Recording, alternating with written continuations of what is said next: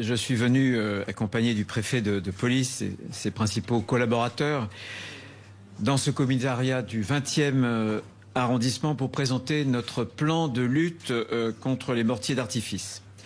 Et je le disais il y a quelques instants, ce sont des armes par destination, des armes de prédilection pour, comme j'ai l'habitude de les appeler, ces barbares qui, encore récemment, à Béziers, à Limoges, à Charleville-Mézières, ont déclenché de véritables guérillas urbaines. Et ces guérillas urbaines, j'y reviendrai à la fin de mon propos pour vous indiquer la vision que j'ai sur ces désordres, parce que c'est important. Et ces armes ne sont pas seulement là pour semer le désordre, mais elles visent vraiment les forces de l'ordre.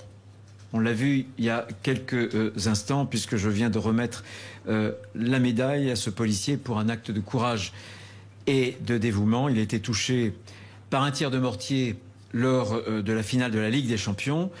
Et un autre, par exemple, a été blessé à la jambe le week-end dernier dans un guet-apens contre les forces de l'ordre à Béziers, par un tir de mortier. Vous vous souvenez qu'à Béziers, un tir de mortier a failli enflammer l'appartement d'une vieille dame, avec tout ce que cela aurait pu causer en termes de dégâts et d'atteintes d'ailleurs à la vie humaine.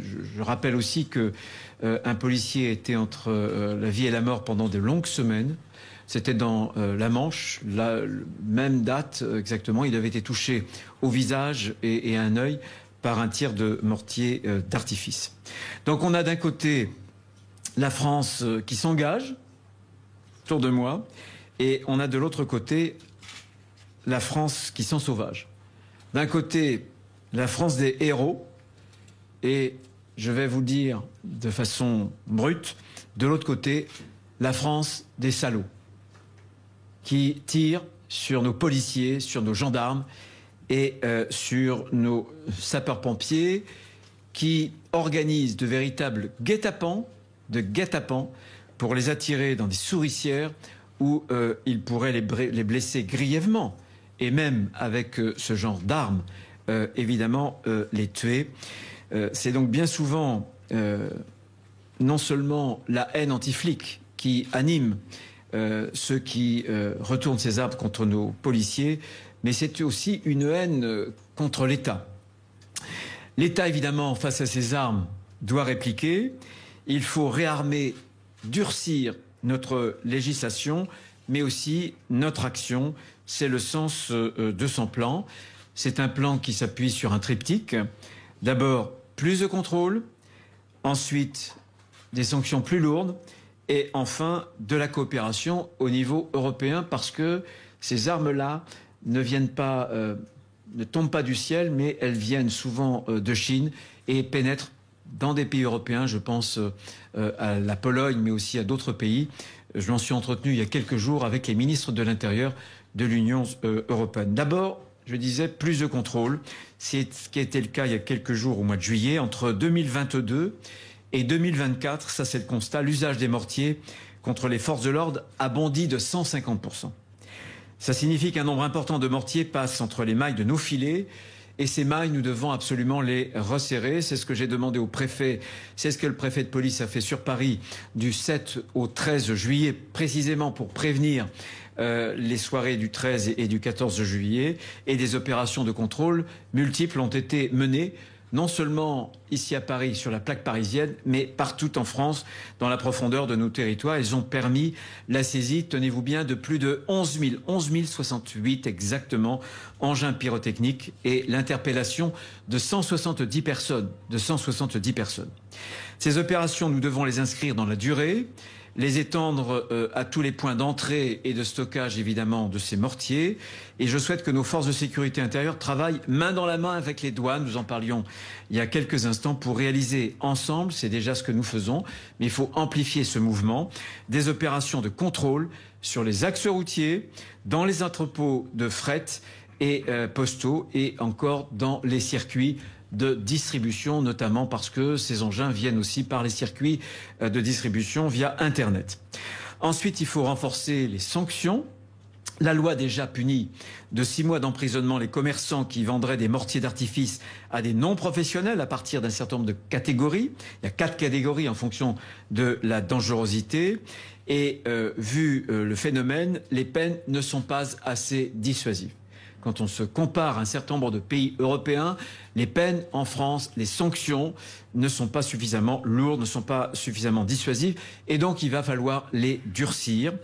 À la rentrée, nous présenterons un texte de loi, un PJL, pour que la vente d'engins pyrotechniques à des non-professionnels soit punie d'1 an d'emprisonnement, voire 3 ans si le produit a été vendu à un mineur ou au moyen d'un service de communication électronique. Et pour que l'achat, la détention, l'utilisation de ces armes, de ces engins soient punis de 3 ans d'emprisonnement, voire 5 ans, si l'objectif, ce sera l'enquête évidemment qui devra le dire, si l'objectif est de détruire ou de détériorer le bien d'autrui, et à plus forte raison.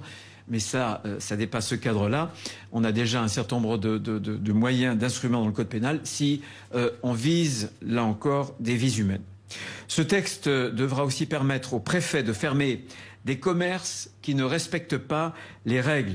Voilà, de les fermer plus rapidement, plus facilement, sans aucune hésitation, dès lors qu'il y a un certain nombre de preuves.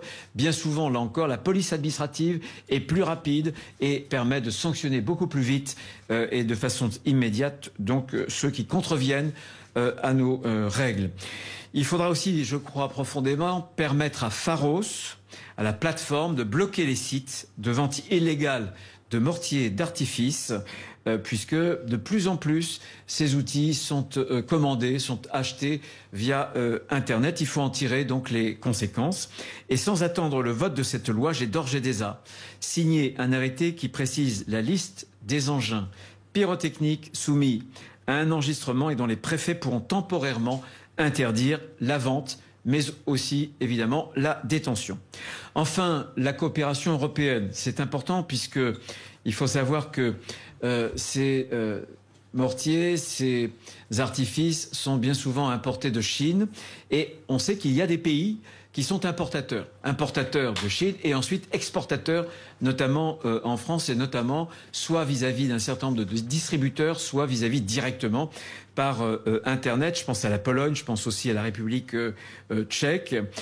Lors du dernier conseil, avant-dernier conseil justice, Affaires intérieures qui réunit, vous le savez, l'ensemble des ministres de l'Intérieur, j'ai mis sur la table cette idée d'harmoniser la catégorisation des engins pyrotechniques pour améliorer la traçabilité et pour renforcer les contrôles que l'on peut faire.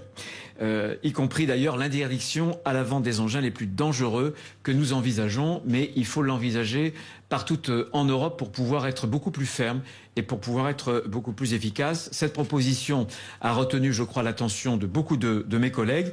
La prochaine étape, ce sera d'aller vers une révision parce qu'il y a une directive européenne qui s'occupe et qui encadre le commerce de ces armes par destination. Mais ça, là encore, je proposerai prochainement au ministre de l'Intérieur en Europe d'orienter la révision de cette directive dans un sens beaucoup plus ferme d'un contrôle renforcé de la vente, de la circulation des mortiers d'artifice. Voilà donc en 2 mots pour le plan. Je voudrais vraiment remercier les efforts du préfet de police, de tous ses collaborateurs, des policiers qui sont sur place parce que à Paris comme ailleurs, partout en France, il y a eu des saisies qui sont absolument exceptionnelles et c'est encore une fois autant d'engins qu'on soustrait à la circulation et que les forces de sécurité intérieure ne se prendront pas dans le visage lorsqu'il y a des violences urbaines. Mais ce que je voudrais dire, c'est que les mortiers sont une conséquence, pas une cause. Et quand on est homme ou femme politique, il faut non seulement traiter les conséquences, mais aller directement aux causes, les symptômes du mal qui est en train de se répandre, comme ces guérillas urbaines qui se multiplient et qu'il faut soigner à la racine. Et pour terminer cette conférence de presse, après vous avoir présenté le plan qui vise justement à mieux réguler, être plus ferme avec la circulation, la détention et l'utilisation de ces engins, je voudrais dire un mot pour terminer sur ces violences urbaines qui, notamment sur des villes moyennes, je pense à Charleville-Mézières, à Limoges, je pense aussi à Béziers, en France se sont révélées il y a quelques jours. On voit que le principal véhicule d'ailleurs, et le point commun à ces phénomènes d'ensauvagement, bien souvent c'est le fléau du narcotrafic.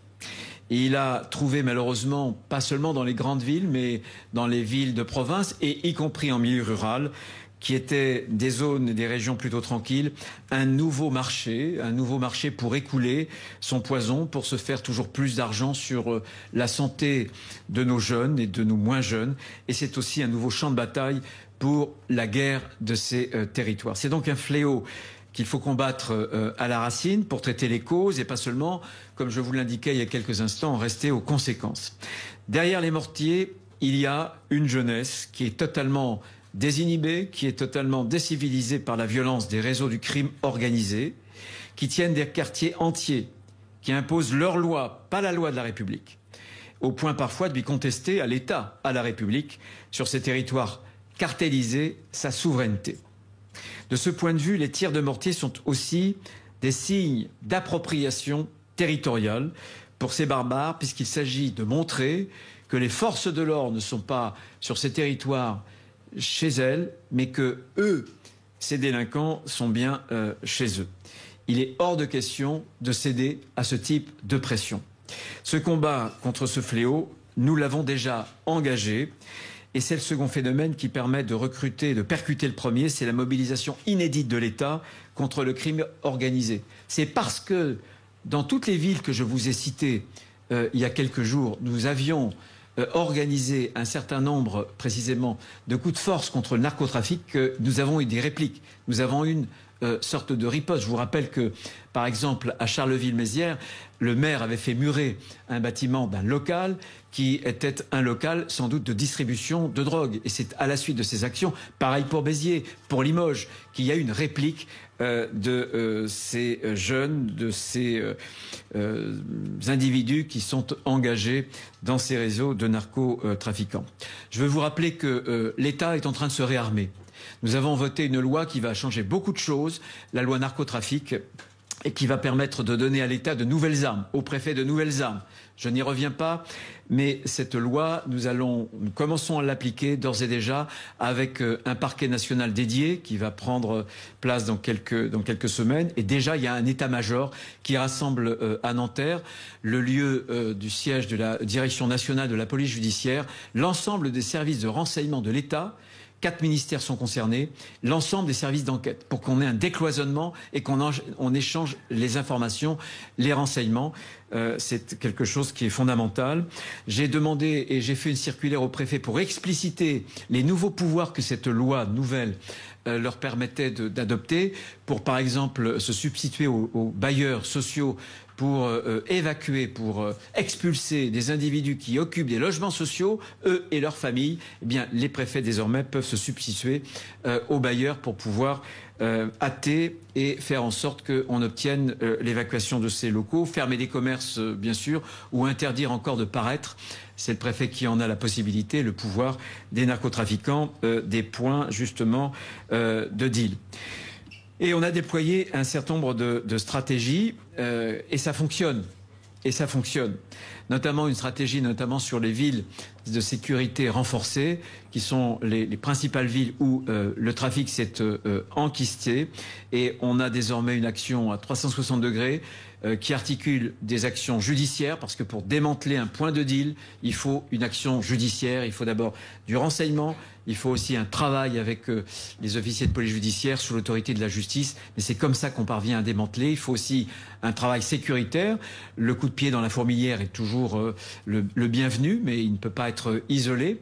Et il faut, là encore, une articulation avec une réponse aussi administrative à 360 degrés pour ébranler les écosystèmes de la drogue, en mobilisant toutes les administrations de l'État, et notamment le fisc, Tracfin, etc., pour fermer des commerces qui blanchissent l'argent sale. C'est non pas une seule réponse, une seule recette, mais en avançant de façon globale qu'on peut avoir un certain nombre de résultats. On a des résultats depuis le début d'année. Je voudrais vous dire qu'on a fait plus de 20 000 interpellations, liées notamment à ces trafiquants. Nous avons, là encore, déféré à la justice 3500 personnes. On a saisi plus de 3 millions d'euros en espèces. 3 millions d'euros en espèces et 600 véhicules. On a fermé, vous voyez, 200 commerces. Ce que je veux dire de façon très directe, très franche, et vous connaissez la marque de fabrique qui est la mienne, c'est d'avoir un langage de vérité. Cette guérilla urbaine, c'est pas seulement une guerre de territoire. C'est pas seulement une guerre entre réseaux, entre quartiers. C'est une guerre contre l'État, c'est une guerre contre la République. Et puisque je parlais de franchise, je ne veux pas mentir aux Françaises et aux Français qui m'écoutent à travers vos micros, à travers vos caméras. Et je veux vous dire que cette guerre, nous l'avons commencée, mais qu'on ne la gagnera pas précisément en claquant des doigts.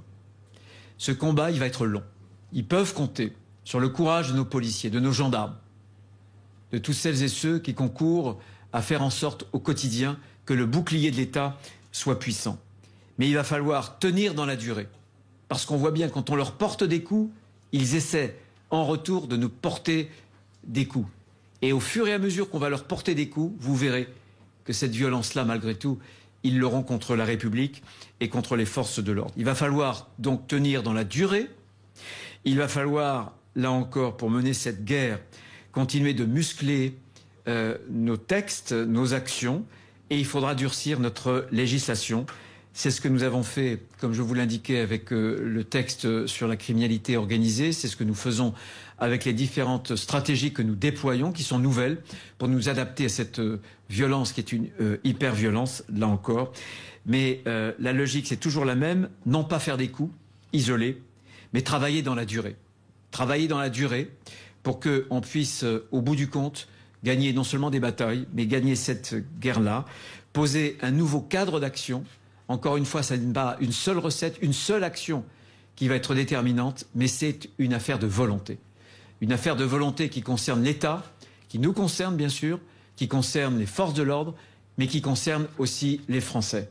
C'est la raison pour laquelle je veux m'adresser à eux pour dire que cette résilience, l'idée de tenir dans la distance, elle sera très importante, en faisant confiance à nos forces de l'ordre. Il y a des forces politiques, malheureusement, aujourd'hui, qui tentent quotidiennement de délégitimer l'action des policiers, l'action des gendarmes, l'action de l'État.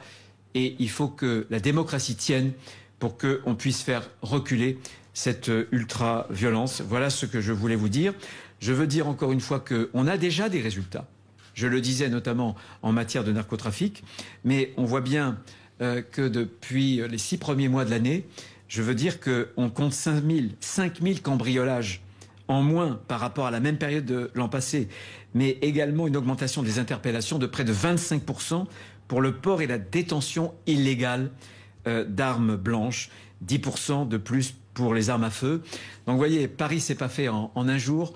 Évidemment, le chemin est rude, il est long, mais je pense que nous devons tenir, l'État tiendra, et je peux vous assurer que les forces de l'ordre seront au rendez-vous de cette fermeté, de cette résilience. C'est important si on veut rétablir l'ordre public partout en France, pas seulement dans les grandes agglomérations, mais aussi dans nos villes moyennes, mais encore dans nos campagnes. Merci de votre attention. Bonjour Monsieur le Ministre. Est-ce que vous avez eu des justifications de l'Élysée sur l'annulation du rendez-vous qui était prévu aujourd'hui avec Emmanuel Macron, notamment sur la situation vis-à-vis de l'Algérie? Deuxième question, est-ce que vous êtes convoqué à Matignon ce soir? Alors, il m'arrive chaque semaine, j'ai des réunions où je peux avoir des rencontres qui sont annulées. Et donc, cette rencontre sera sans doute remise parce qu'on a, avec le président de la République, un certain nombre de sujets dont on doit parler, et donc je serai amené à le rencontrer, peu importe la date ou l'heure à laquelle je le rencontrerai. J'ai été invité par le Premier ministre que j'ai quitté il y a quelques instants pour une autre réunion à avoir un certain nombre de discussions aussi ce soir, et bien entendu, moi je suis toujours prêt à discuter, toujours prêt à discuter. Je l'ai dit encore une fois hier, nous nous sommes engagés au gouvernement il y a plusieurs mois. C'était pour éviter à la France le pire. Parce qu'après la dissolution, il ne vous a pas échappé que la situation politique était inextricable. Pas de majorité à l'Assemblée nationale. Alors qu'est-ce qu'on fait? Si la droite française, dans des conditions compliquées, n'avait pas eu ce courage de dire au président de la République « Ok, on veut bien, On veut bien participer à un gouvernement, même si on sait qu'on n'aura pas toute la liberté nécessaire.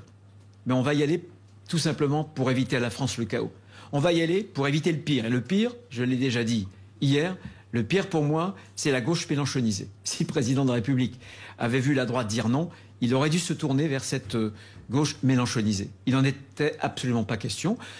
Il y a un gouvernement qui est un gouvernement avec des sensibilités différentes depuis le départ. C'est un gouvernement fait d'hommes et de femmes de bonne volonté, qui ont des parcours différents, parfois des convictions différentes, mais qui veulent travailler pour le bien commun en France.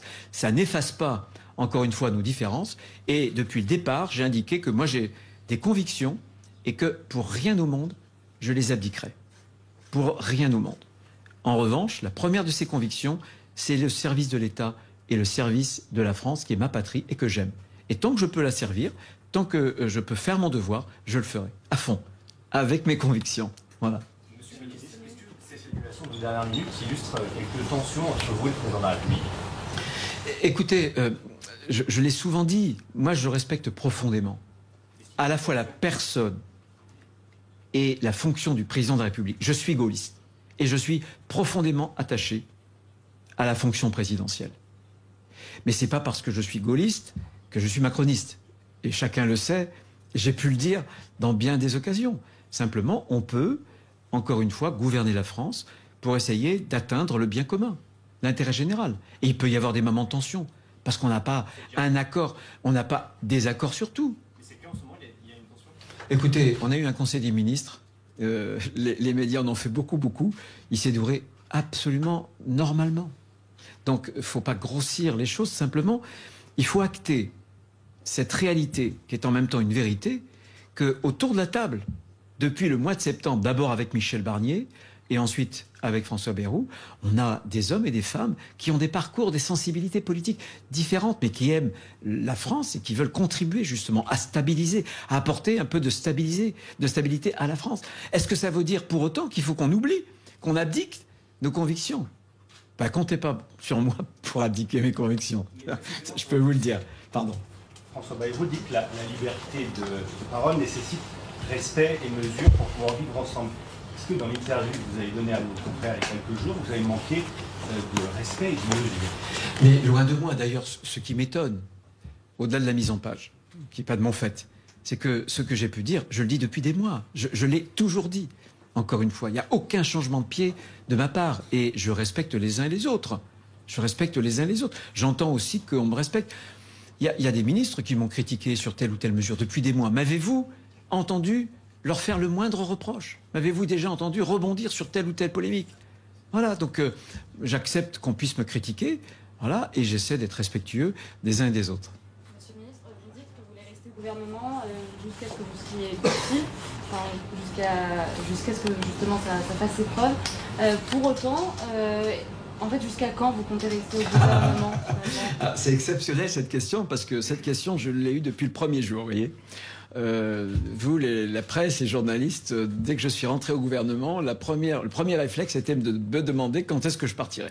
C'est vrai qu'il y a des gens qui voudraient que je parte. Il y a M. Tebboune, il adorerait. Il y a le Rassemblement national, il y en a d'autres aussi. Mais cette décision, elle m'appartient à moi. Et encore une fois, la démarche que j'ai faite, que nous avons faite collectivement avec les 6 autres ministres LR d'entrée au gouvernement, qui a été encore une fois une décision non pas individuelle, ça n'a pas été du débauchage, pas du tout. C'était collégial, collectif et réfléchi. Eh bien, cette décision, tant que cette mission que nous nous sommes donnée de stabilisation, de décisions qui sont conformes à l'intérêt national, conformes à des convictions, eh bien, tant que ces décisions iront dans ce sens-là, il n'y a pas de raison que je quitte le gouvernement. Si un jour il y avait un obstacle, pour une raison ou pour une autre, j'en tirerai, bien entendu, les conséquences. Moi, vous voyez, je ne suis pas attaché à un poste ou à une place. Je suis attaché à une mission. Et cette mission, elle est difficile. Ministre de l'Intérieur aujourd'hui, ministre de l'Intérieur, alors qu'on a depuis des décennies, par laxisme, parfois par lâcheté, abandonné la rue à des délinquants et à des barbares, c'est difficile. Et ce que je veux dire aux Français, c'est que dans les conditions politiques actuelles, sans majorité à l'Assemblée nationale, j'ai pas les mains libres. Évidemment que j'ai des contraintes. Mais j'essaie d'aller au bout de ce que je peux faire pour améliorer la situation. C'est mon état d'esprit. Merci de votre attention. Est-ce que vous Oui. envisagez de ne plus reconnaître les nouveaux passeports algériens? Est-ce que vous envisagez, est-ce que le ministre de l'Intérieur, est-ce que c'est quelque chose qui est sur la table, généraliser ce qui était fait à Toulouse Non, non. Soyons précis. L'information que j'ai eue pour le consulat de Toulouse, c'était que ce consulat distribuait généreusement à près de 1000 individus qui n'avaient pas de papier algérien des passeports. Il se trouve que, notamment avec les accords de 68, quand vous avez des papiers légaux, vous pouvez très facilement, par exemple, en quelques clics, vous déclarer comme micro-entrepreneur et vous pouvez avoir un certificat de résidence algérien. Donc vous voyez bien que ce sont des chevaux de Troie. Eh bien, j'ai considéré que ce qu'avait fait le consulat algérien de Toulouse n'était pas conforme, notamment à nos lois. Et j'ai demandé au préfet, dans toutes les préfectures, de ne pas attribuer de papier, etc., pour la délivrance notamment des titres de séjour, de tenir compte de ce fait-là. Je vous remercie.